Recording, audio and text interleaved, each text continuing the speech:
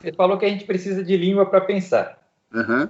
Aí, se você me falar a frase, elefante andando, aí eu percebo, eu escuto a frase elefante andando por meio da língua.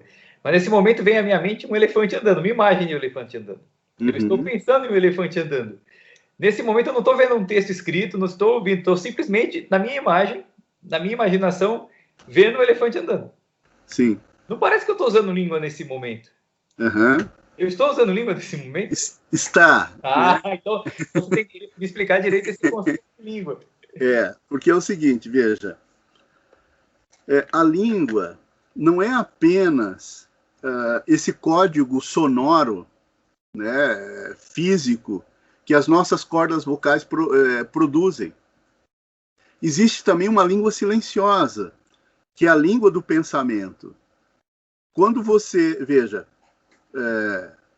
para você pensar num elefante andando, né, primeiro é preciso que essa imagem seja criada. Essa imagem é uma imagem que vem através do som, né, que é produzida através do som. Então pense num elefante andando, né? Bom, aí é claro, aí há uma remissão ao que significa ser elefante, né? Ao que significa pensar num elefante, ao que significa andar. Então veja, são conteúdos semânticos que você passa a manipular, a manejar. É claro que veja, quando você fala assim, eu estou vendo um elefante ou estou imaginando um elefante andando, rigorosamente você não está fazendo está imaginando. Para você imaginar, você precisa fechar os olhos. Você precisa lembrar da configuração de um elefante, né, das dimensões de um elefante, né, da maneira como ele lentamente move as patas, né, a tromba, a cauda. Veja, esses elementos são, de certa forma, elementos semânticos, né, que você vai fazer uso deles, né, no processo da imaginação. Né? Você estará pensando também, né, quer dizer, fundamentalmente, para você tecer todos aqueles movimentos naturais do elefante, né, é preciso que haja alguns comandos mentais para que isso aconteça. É claro, não precisa ser verbalizado. Né? A gente não pode pensar que a língua é apenas a verbalização, seja a verbalização física, né, através do movimento das cordas vocais, ou da verbalização interna, silenciosa. Né? Existe um uso e um manejo da imagem, né, que deve seguir determinados parâmetros, para que seja efetivamente imaginação. E você veja, e ela é tão livre que você pode, inclusive, não apenas imaginar um elefante andando, mas um elefante voando. Um elefante com asas. Né? Quer dizer, você pode imaginar isso. Quer dizer, está dentro das possibilidades do nosso uso semântico fazer esse tipo de construção. Um elefante amarelo, um elefante cor-de-rosa voando. Veja, essas sugestões semânticas vai fazendo com que você vá configurando essa imagem na sua mente e vá percebendo essa possibilidade. Né? Ele com as asinhas com penas cor-de-rosas, né? Sem muita dificuldade, talvez, né? Fazendo esse processo de voo. Mas veja, voar, asas, cor-de-rosa, elefante, sei lá, todos esses elementos são elementos semânticos. No fundo, é um manejo que você faz internamente, né? Associando, obviamente, a coisas que você já percebeu, já viu e já sabe, né? E configura, né, essa ideia de um elefante voando. Mas veja só que interessante. Para que você faça o seu elefante voar, é preciso que ele voe no espaço.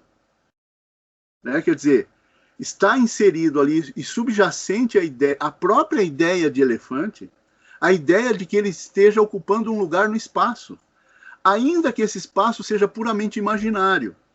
Né? Quer dizer, você projeta né, um movimento num espaço, no céu, né, num céu imaginário, de um elefante fazendo determinadas acrobacias, né, ou determinados movimentos, né, com asas, e um elefante cor-de-rosa.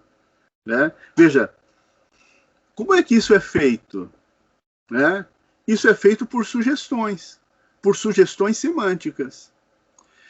Isso significa que tenha um elefante realmente voando dentro da sua cabeça? Ou ele está voando onde? Onde é que está esse elefante ao qual, né, agora há pouco nós estávamos referindo? Ele está dentro da sua cabeça? Quer dizer, ele está em que dimensão da sua cabeça? Em que lugar que ele estava? Né? Você veja que não tem nem topografia para você situar o lugar do elefante.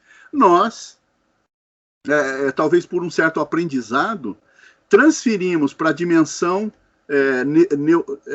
do sistema nervoso central, né, cerebral, a ideia de que é ali que se processa a imaginação, a imagem, né, o uso semântico da configuração do voo do elefante cor-de-rosa. Né? Mas, efetivamente, né, não me parece que tenha um lugar topográfico que defina isso. É um lugar semântico, é uma realidade semântica.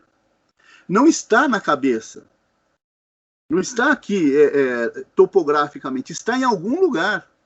Quer dizer, está em alguma dimensão, que é a dimensão do pensamento. E ela não é física, ela não é material, né? Porque ela é constituída de elementos semânticos. Quer dizer, existe, né, como uma espécie de espaço de realidade própria, a realidade semântica, né?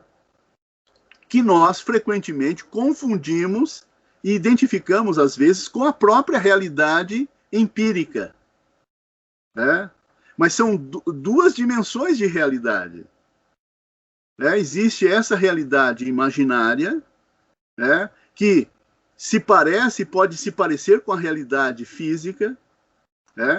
Mas existe, naturalmente, também a realidade física, de onde provavelmente esses elementos semânticos se originaram. Né? Ou com referência a alguma coisa dessa natureza, né, da realidade física. Mas veja, vai ser, e para mim é um problema, fazer a devida distinção entre esses âmbitos de realidade. Me parece, né, nós comentamos anteriormente, que a realidade não é algo que subsista por si mesma. Ela não é algo que independe da nossa presença. A realidade não é algo que possa ser pensada ou concebida com a ausência do indivíduo ou da consciência humana. Veja, se o mundo, se a realidade efetivamente é esse conjunto semântico que pode eventualmente ser referido a algo empírico, quando nós olhamos mais atentamente, mais minuciosamente, nós não conseguimos detectar ao que efetivamente essa realidade semântica se refere. Né? Porque o elefante que você possa estar imaginando e o elefante que eu possa estar imaginando, ou quem estiver assistindo a esse vídeo estiver imaginando, não serão os mesmos. E nós nem teremos parâmetros de conferência. Saber se o seu elefante, o meu elefante, ou de quem está nos assistindo é o mesmo elefante. Muito provavelmente não. Mas por que então, né, esses elefantes são diferentes? O que é algo apenas admissível, pela completa ausência de verificabilidade.